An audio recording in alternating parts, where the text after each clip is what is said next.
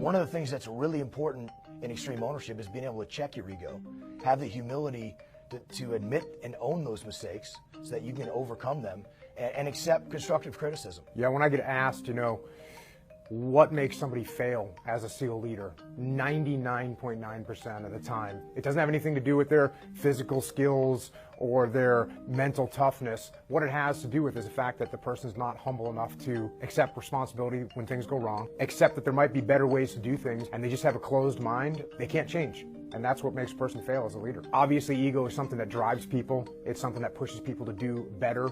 That competitive spirit, which in the SEAL teams we absolutely have with each other, whether we're going for a run or going on a pistol range, everything is competitive all the time. And that's ego driving you. You want to win. Where ego becomes the enemy is when their ego gets too big. And now they can't take criticism. They can't make any changes because they believe that their way of doing things is the best. And worse of all, they can't take ownership when mistakes happen. So instead, they just point the finger at other people, whether it's down the chain of command and say, well, my guys didn't execute it right, that's why we failed, or even up the chain of command.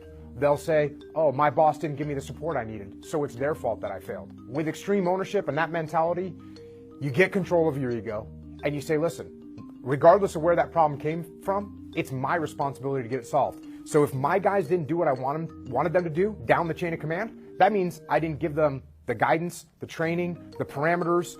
They didn't understand the mission well enough. All those are my fault. And if I didn't get the support from up the chain of command, well, that's my fault as well. I didn't educate my boss. I didn't explain to them what we needed. I didn't influence them to make the right decisions to support what we were doing. Even the enemy, I can't blame the enemy if we get caught off guard. That means we weren't ready enough. What that actually does